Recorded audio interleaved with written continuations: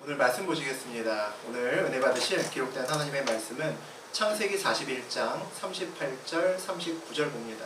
창세기 41장 38절 39절 구약성서 63페이지에 있습니다. 바로가 그의 신하들에게 이르되 이와 같이 하나님의 영에 감동된 사람을 우리가 어찌 찾을 수 있으리요 하고 So Pharaoh asked them, Can we find anyone like this man, one in whom is the Spirit of God? 요셉에게 이르되 하나님이 이 모든 것을 내게 보이셨으니 너와 같이 명철하고 지혜 있는 자가 없도다. Then Pharaoh said to Joseph, Since God has made all this known to you, there is no one so discerning and wise as you. 하나님 말씀입니다. 아멘. 네, 우리 방금 전에 창세기 41장 38절 39절 함께 보셨습니다. 그 내용 가지고 올인해야 보인다. 올인해야 보인다라는 제목으로 우리 함께 은혜 나누겠습니다.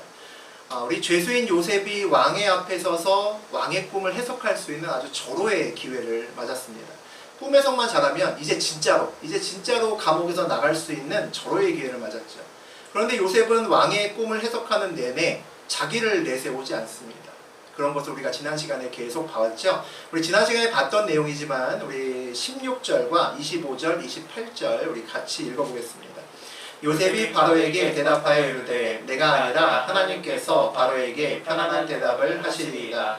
요셉이 바로에게 아뢰되 바로의 꿈은 하나라. 하나님이 그가 하실 일을 바로에게 보이심이니이다. 내가 바로에게 이르기를 하나님이 그가 하실 일을 바로에게 보이신다 하니 이것이라. 꿈 해석을 시작하기도 전에 바로의 꿈을 듣기도 전에 하나님이 해석하십니다. 이렇게 16절에서 이야기를 합니다. 내가 아니라 하나님이 하십니다. 이렇게 바로 자르고 들어가죠. 완전 단호박인 모습을 보여주고 있습니다. 바로의 꿈을 다 듣고 이제 그 해석을 하기 전에 또다시 말을 합니다. 25절입니다. 바로의 꿈은 하나고 하나님이 이것에 대해서 말씀하실 겁니다. 또 하나님을 강조하죠. 그리고 바로의 꿈을 해석하는 그 중간에도 다시 28절에서 또 얘기합니다. 바로에게 하나님이 말씀하실 것입니다. 또 그렇게 얘기하신다는 거죠. 이렇게 요셉은 계속해서 하나님을 반복합니다. 그리고 32절 우리 같이 한번 읽어보죠. 바로께서 꿈을 2번 겹쳐 꾸신 것은 하나님이 이 일을 정하셨습니다. 하나님이 속히 행하시리니. 심지어는 이제 꿈 해석이 다 끝나고 7년의 풍년이 있은 다음에 7년의 흉년을 그 다음에 어떻게 대비하면 되는지에 대해서 말하면서도 먼저 32절처럼 하나님 이야기를 또 이야기를 합니다. 하나님이 속히 행하실 거고 하나님이 말씀하십니다 라고 얘기를 한다는 거죠. 우리 기본적으로 뭐 꿈 해석은 아닐지라도 이제 7년 흉년을 대비하는 좀 이렇게 중요한 얘기를 할 때는 하나님 이야기는 좀 빼고 제 생각에는 말입니다 뭐 이렇게 좀 얘기를 하고 싶을 수 있겠죠. 좀 그래야 요셉도 좀 남는 게 있을 거 아닙니까? 왕 앞에 서서 말하는 내내 꿈 해석과 그 이후에 이야기를 말하는 내내 2, 3분마다 계속 하나님이 말하십니다. 하나님이 이렇게 하시네요. 하나님이 바로에게 이런 꿈을 주셨습니다. 라는 얘기를 계속 반복하면서 이야기를 합니다. 요셉은 바로에게 말하면서 계속 요셉이라는 이름을 지웁니다. 요셉을 지우고 하나님을 계속 반복해서 각인시키는 그런 행동과 말을 계속하고 있습니다. 사실 우리가 요셉의 이야기를 쭉 읽어보면 요셉이 굳이 이렇게 자기 이름을 지으려고 애쓸 필요 없지 않나 라는 생각도 사실은 듭니다. 왜냐하면 2년 전에 술관원장에게 꿈 이야기를 해석해 주었죠. 꿈을 해석해 주고 그 다음에 자기를 좀 꺼내달라고 했을 때 자기 이름을 계속 말하면서 나 요셉이야 그러면서 꺼내달라고 했을 때 그 결과가 어떻게 됐습니까? 우리 창세기 40장 23절 같이 읽어보죠. 술 맡은 관원장이 요셉을 기억하지 못하고 그를 잊었더라. 그렇게 친하게 지내면서 꿈까지 해석해주면서 저 요셉입니다. 저 기억하셔야 됩니다. 몇 번을 얘기했을 텐데 술관원장은 기억하지 못하고 잊었더라라고 되어 있습니다. 요셉은 그런 존재였다는 거죠. 오히려 기억하는 게 힘든 그런 존재였다는 겁니다. 외국 출신이었습니다. 그리고 히브리 노예 출신이었죠. 그리고 죄수 출신이었습니다. 어찌 보면 최악의 3종 세트라고 볼 수 있죠. 그런데 오늘 이 요셉이 바로에게 계속 자기를 지우고 하나님을 강조하는 말을 계속하고 있습니다. 나를 강조해도 일이 잘 되지 않는데 나를 계속 지운다. 이래가고 무슨 일이 되겠습니까? 참 쉽지 않은 일이죠. 그런데 사실 나를 앞세우고 이런저런 별 방법을 동원해봐도 안 되었다면 무슨 얘기일까요? 이 일은 내가 할 수 없는 일이라는 거죠. 그때는 내가 아니라 내 방법을 내려놔야 될 때입니다. 나를 강조할 때가 아니라는 거죠. 우리가 다 아는데 어떤 때는 야, 이번에는 정말 말도 안 되게 좋은 기회가 올 때가 있습니다. 이번에는 술관원장 따위가 아니라, 술관원장도 만나기 힘든데 술관원장 따위가 아니라 정말 바로 왕이 눈앞에 선 거죠. 대부분 요셉과 같은 상황에서 이러한 경우를 만나면, 이러한 상황을 만나면 이런 생각을 합니다. 에이, 이거 한 번만 더, 마지막으로 한 번만 더 내 방법대로 한번 해보자, 이런 생각이 난다는 거죠. 그런데 오늘 요셉은 그 절대절명의 기회에서 자기를 그냥 내려놓는 것을 볼 수 있습니다. 왜 그럴까요? 그동안에 기회가 없어서 석방되지 않은 것이 아니다라는 것을 요셉은 알고 있기 때문입니다. 확신하기 때문이죠. 우리 임마누엘 교회가 지금 8월 한 달 동안 한 가지 기도 제목, 가정마다 개인마다 한 가지 기도 제목을 가지고 마음에 품고 기도하고 있습니다. 병고침을 위해서, 또 사업장을 위해서, 또 구원을 위해서, 또 취업을 위해서, 또 다른 개인적인 어떤 목적을 위해서 금식을 하는 가정도 있고, 또 전심으로 기도들 하고 있습니다. 보통 내 1번 기도 제목, 여러분이 지금 마음에 품고 있는 1번 기도 제목은 보통 내 노력으로 이룰 수 없는 것들입니다. 내 노력으로 이룰 수 있으면은 내가 열심히 하면 되니까 아마 1번 기도 제목에 올라올 리가 별로 없을 것 같습니다. 하지만 또 1번에 올라왔다는 것은 또 다른 의미는 꼭 돼야 되는 겁니다. 이거 그냥 대충 넘어가면 안 되는 거죠. 반드시 돼야 되는 겁니다. 내 노력으로 될 수 없다는 것은 반드시 하나님께서 함께 하셔야지 될 수 있다는 의미를 갖고 있죠. 꼭 돼야 된다는 것은 그 문제 앞에서, 그 일 앞에서 내 의도와 내 방법을 그냥 내려놓기는 참 어렵다는 것을 또 의미하기도 합니다. 이때 우리가 꼭 기억해야 되는 것이 있습니다. 그동안 기회가 없어서 안 이루어진 것이 아니다라는 것을 잊지 않으셔야 됩니다. 그러니까 정말 절호의 기회가 왔다고 또 과거와 똑같이 내 방법 내 뜻대로 하면 안 된다는 겁니다. 내가 할 수 없고 하나님이 하셔야만 이루어지는 나의 1번의 기도 제목이 이루어지기 위한 조건이 있습니다. 내가 먼저 배제돼야 되고, 그리고 하나님이 일하셔야 됩니다. 하나님이 일하시는 것이 먼저가 아니라 내가 빠지는 것이 먼저입니다. 1번 기도 제목이 이루어지기 위해서 내가 할 일은 뭡니까? 내가 온전히 거기서 빠져나오는 겁니다.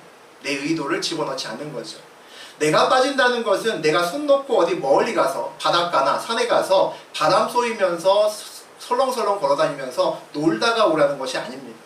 그 기도 제목의 현장에서 내 의도와 방법을 온전히 버리면서 그 자리를 지킬 수 있어야 된다는 것을 얘기합니다. 오늘 요셉처럼 말이죠. 나의 삶에서 나를 지우고 하나님을 세우는 일을 계속해서 나의 삶의 자리에서 하는 것을 의미합니다. 요셉이 7년의 풍년 후에 7년의 지독한 흉년을 대비할 수 있는 방법을 오늘 성경에서 얘기합니다. 33절에서 36절까지 우리 4절 함께 읽어보겠습니다. 이제 바로께서는 명철하고 지혜 있는 사람을 택하여 애굽 땅을 다스리게 하시고, 바로께서는 또 이같이 행하사 나라 안에 감독관들을 두어 그 7해 풍년에 애굽 땅에 5분의 1을 거두되 그들로 장차 올 풍년에 모든 곡물을 거두고 그 곡물을 바로의 손에 돌려 양식을 위하여 각 성읍에 쌓아두게 하소서. 이와 같이 그 곡물을 이 땅에 저장하여 애굽 땅에 임할 7해 흉년에 대비하시면 땅이 이 흉년으로 말미암아 망하지 아니하리라. 7년의 흉년을 대비하는 방법을 요셉이 제시를 합니다.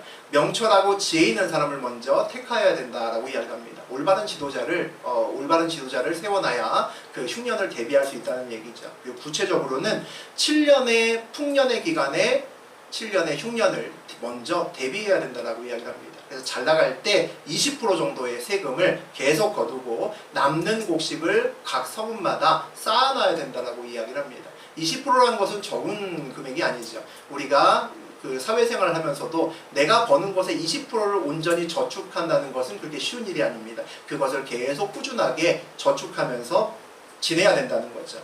이렇게 7년을 잘 쌓아놓으면 그 다음에 올 7년의 흉년을 대비할 수 있다라고 요셉이 그렇게 이야기를 합니다. 이 이야기를 듣는 우리 바로의 반응을 보겠습니다. 37절에서 39절 함께 읽습니다.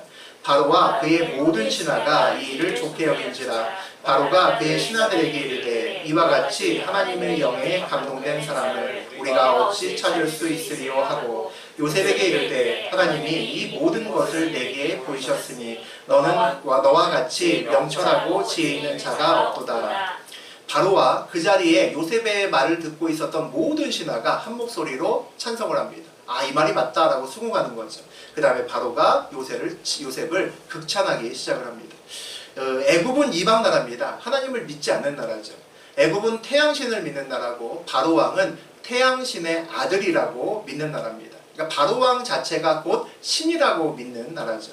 그래서 신인 바로가 다시 부활할 것을 믿기 때문에 우리가 알고 있는 이집트 역사의 그 유명한 미이라가 그래서 만들어지는 겁니다. 나중에 또 살아날 수 있으니까 시체를 썩지 않게 잘 보존하기 위해서 미이라를 만듭니다.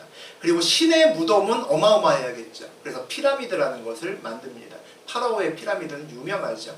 아직 이집트에 가본 적은 없습니다만 높은 피라미드는 100m가 훌쩍 넘는다고 합니다. 생각만 해도 얼마나 거대한지 아마 상상이 가능할 수 있을 것 같습니다.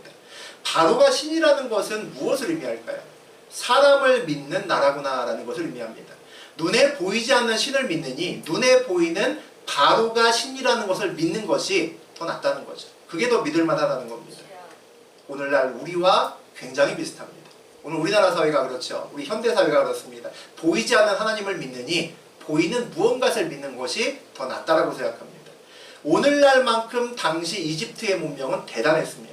엄청난 과학과 건축, 점성술이 발달했던 나라죠. 지금도 이집트 옛날의 건축물이나 어떤 유물들을 보면서 야, 현대에도 이렇게 못 만든다 라고 하는 그런 것들이 있을 정도입니다.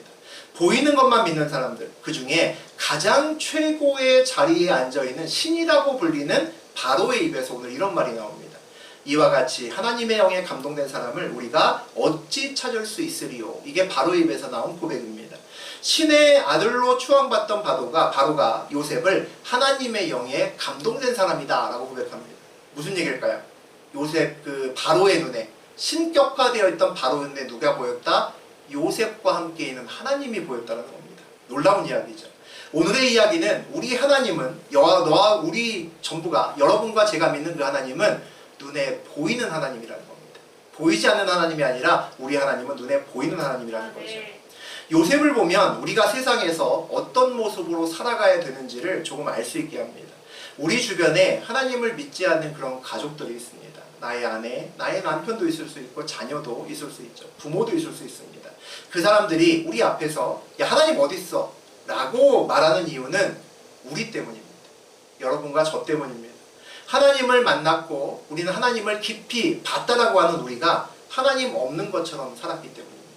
그래서 그들 눈에 하나님 어디 있어라고 우리 앞에서 얘기를 할 수 있는 거죠.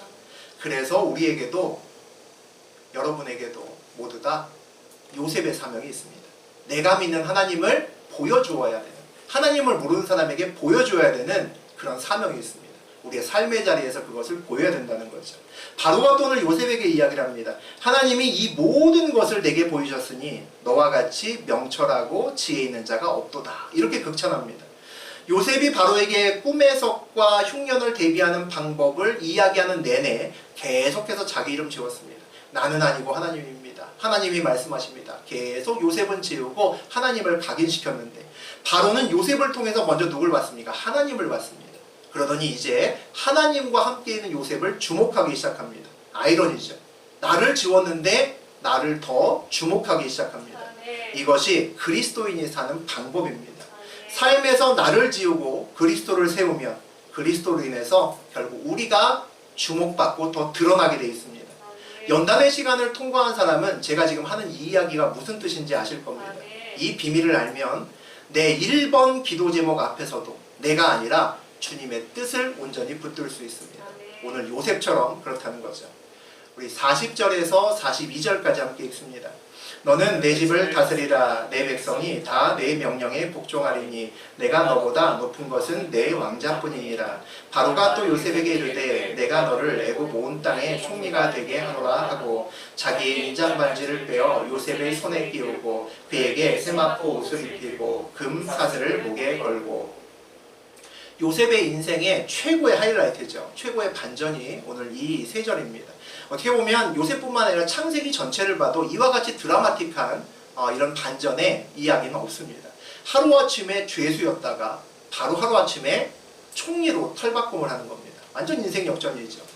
바로가 인장반지를 빼주었습니다. 인장반지는 반지이자 곧 도장입니다. 우리 옛날에 옥새라고 보시면 되는 거죠. 인장반지를 빼준다는 것은 바로 왕과 거의 동급이라는 것을 얘기합니다. 만약에 요셉이 어떤 명령을 조서를 내리고 거기에다가 인장반지 도장을 한번 꽉 찍으면 그것은 바로 왕이 이야기한 것과 동일한 효과를 지니게 됩니다. 그런 자리에 올라갔다는 거죠. 이 43절을 보면 요셉이 버금수레에 탔다. 바로가 버금수레에 요셉을 태웠다라고 되어 있습니다.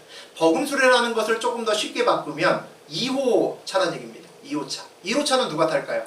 1호차는 바로가 타겠죠.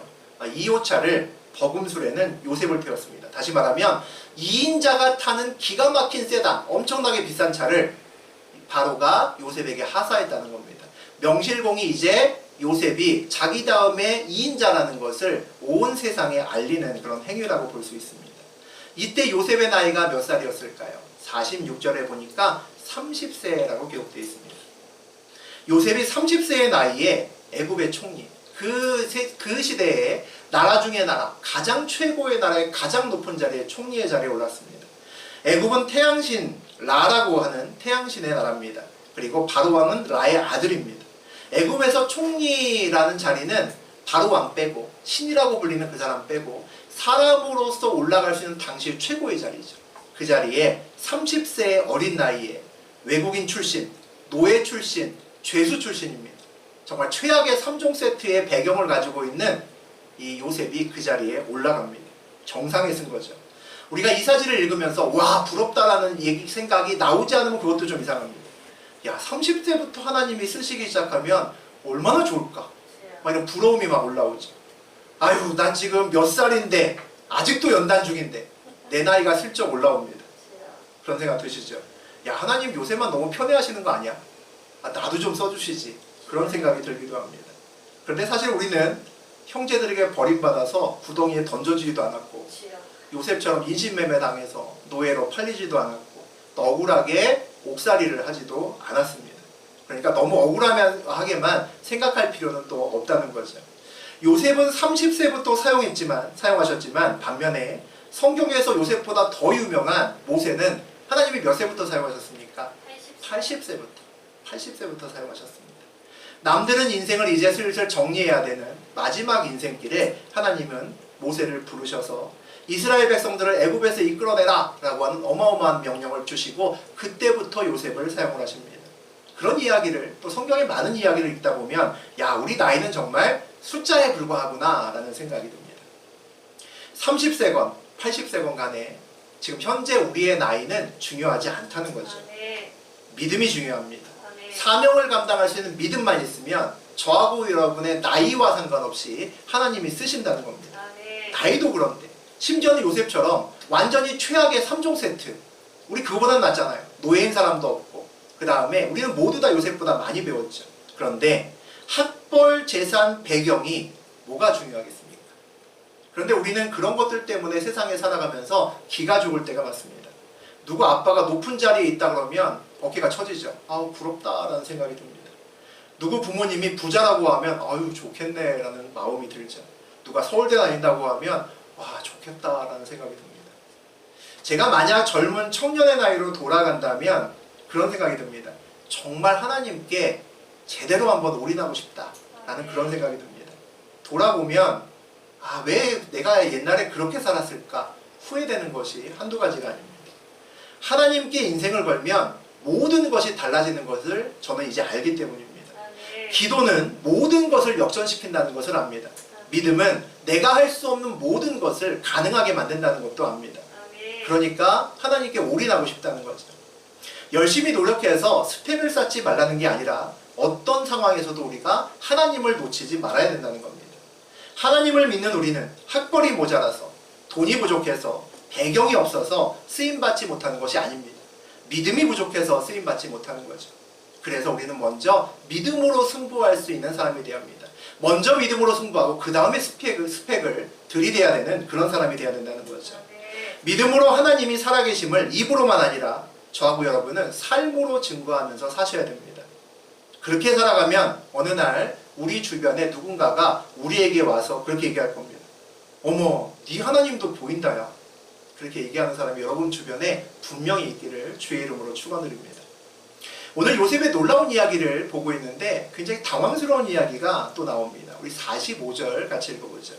그가 요셉의 이름을 사브낫 바네아라 하고 또 온의 제사장 보디베라의 딸 아스낫을 그에게 주어 아내로 삼게 하니라. 요셉이 나가 애굽 온 땅을 순찰하니라. 바로가 요셉의 이름을 바꿔줍니다. 뭐라고 바꿔줍니까? 사브낫 바네아라고 바꿔줍니다. 히브리식 이름이 아니라 이제 애굽식 이름으로 바꿔줍니다. 또 이름은 뭐 뜻은 좋습니다. 생명의 어떤 구원자라는 뜻을 가지고 있다라고 보통 이야기를 합니다.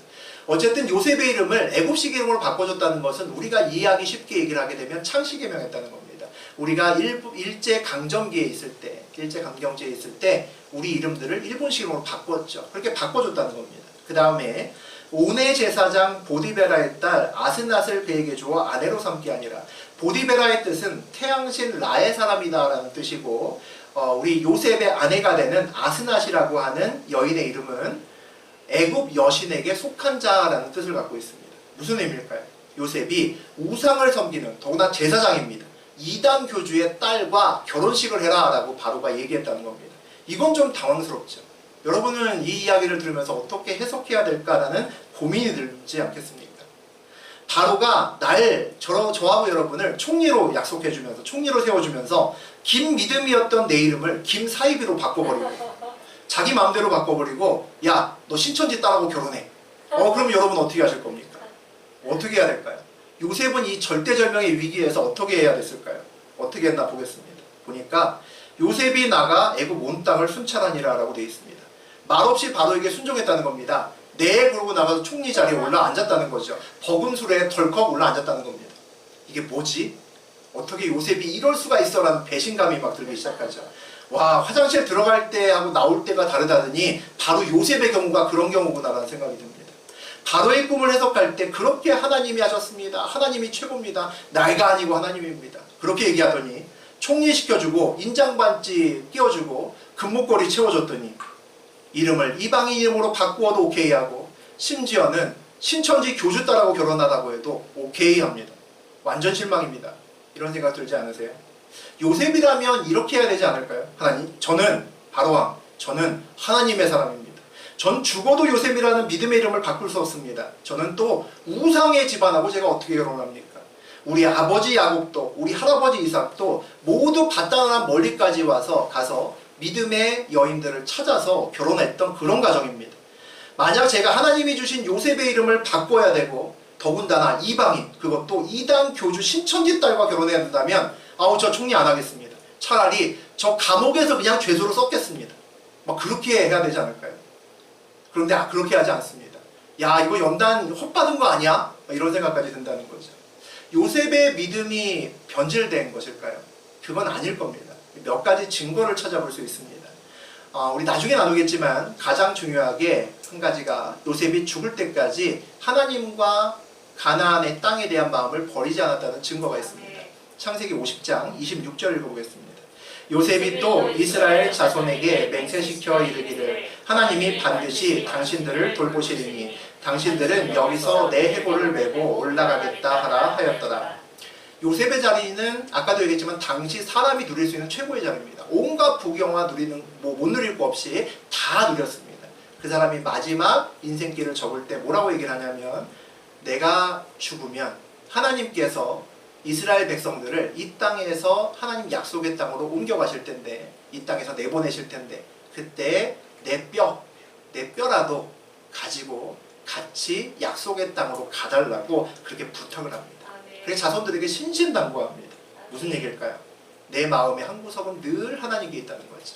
내 마음 한 구석은 늘 약속의 땅에 있다는 겁니다. 애굽 땅의 온갖 부경화 내가 다 누렸지만 여기에 내 마음이 끝까지 있지 않다는 거죠. 애굽에서도 평생 내가 하나님을 보면서 살았다는 것을 이야기합니다.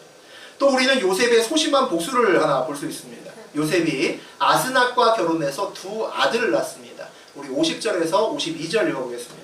흉년이 들기 전에 요셉에게 두 아들이 나되 곧 온의 제사장 보디베라의 딸 아스낫이 그에게서 나는지라.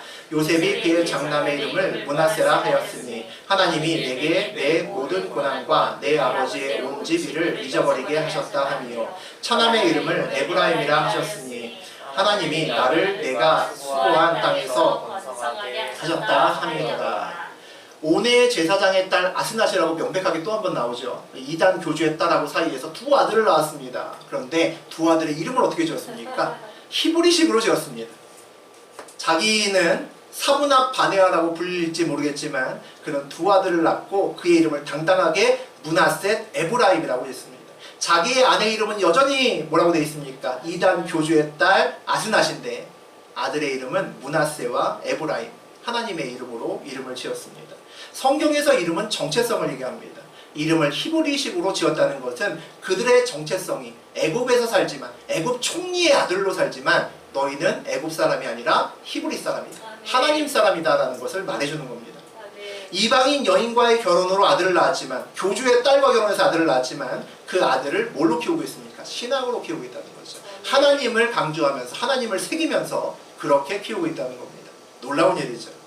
그러면 우리가 또 하나 궁금한 것이 있습니다. 요셉이 왜 바로의 제안을 거절하지 않고 이름도 바꾸고 이방인 교주의 딸하고 결혼하면서까지 애굽의 총리가 되었을까? 그 자리가 탐나서 그랬을까? 라는 생각이 든다는 거죠.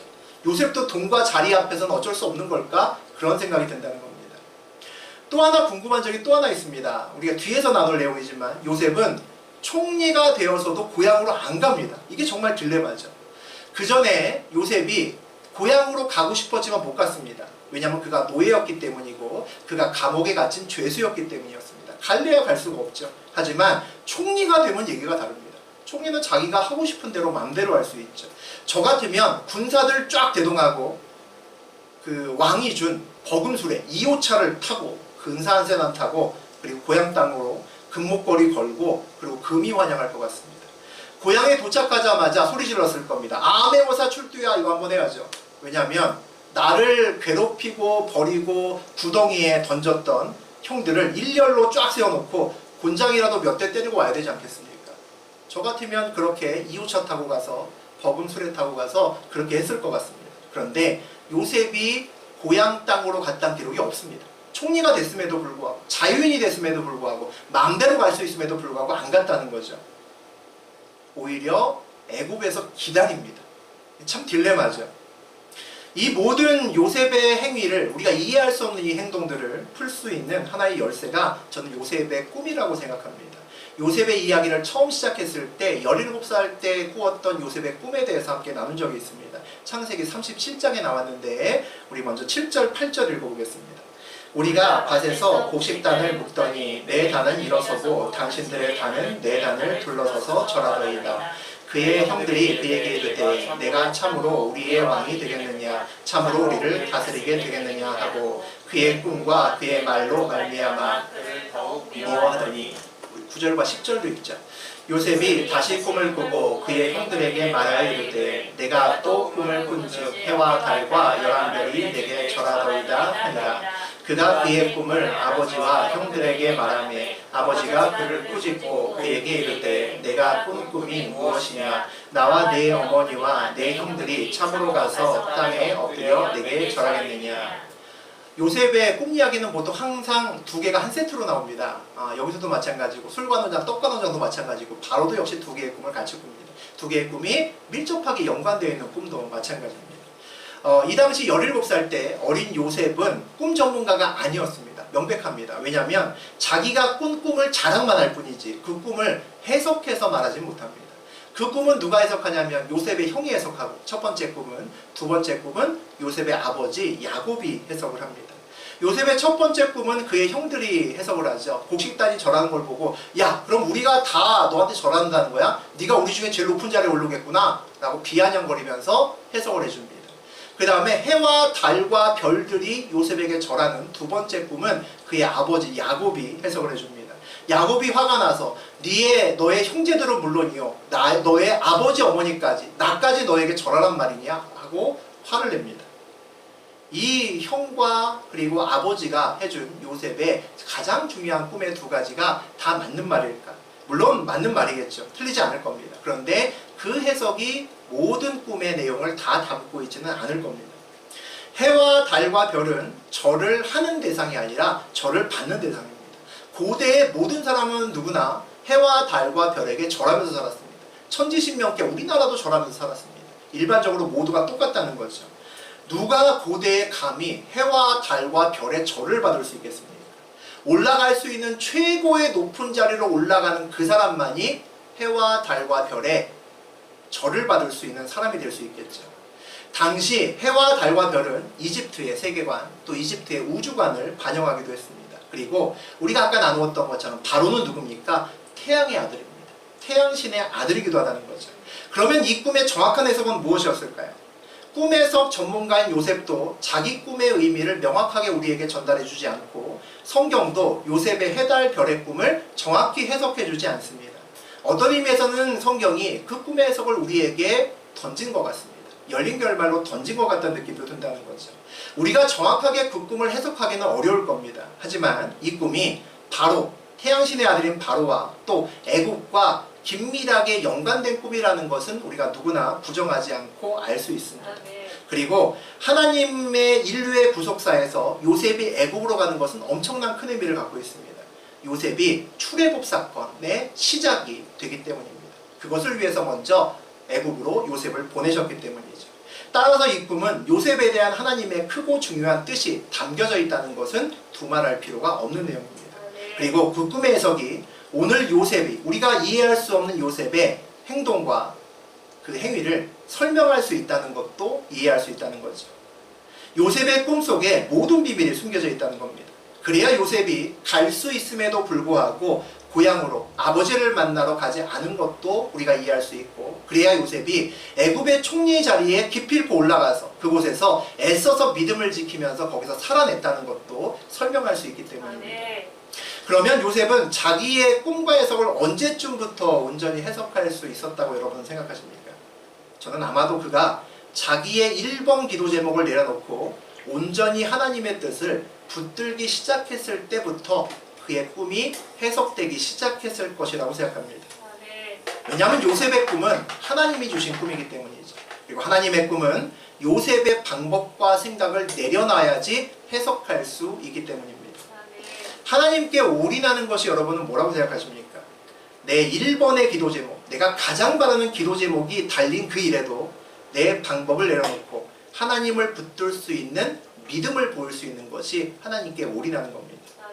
그런 사람만이 하나님의 꿈을 해석할 수 있다고 생각합니다. 하나님의 꿈을 해석한다는 것은 내 1번의 기도 제목이 내 꿈이 아니라 이제 나를 위한 하나님의 비전을 붙들겠다라는 겁니다.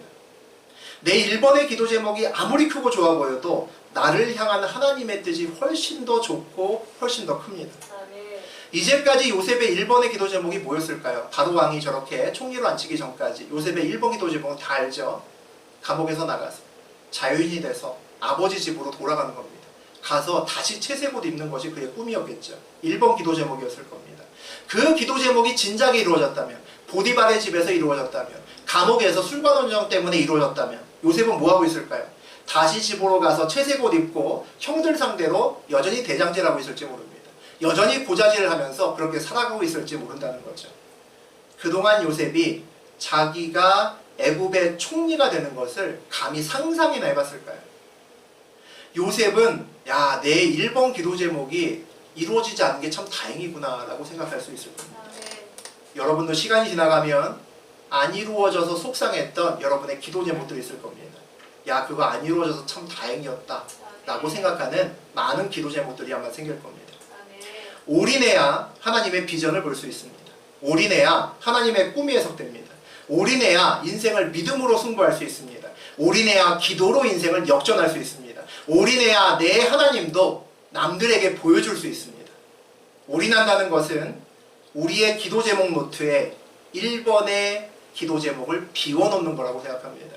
우리는 2번부터 쓰는 겁니다. 1번은 하나님을 위해 항상 비워놓을 수 있는 믿음이 있어야 됩니다.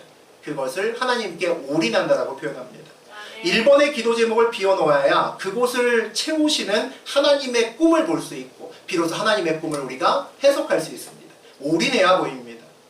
저하고 여러분은 딱 한 번만 사는 인생길을 걷고 있습니다.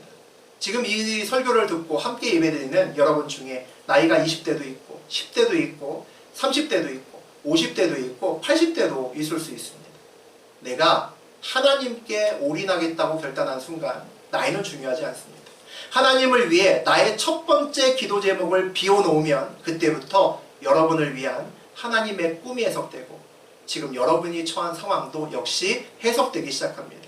여러분의 하나님이 남들에게도 보이기 시작할 겁니다.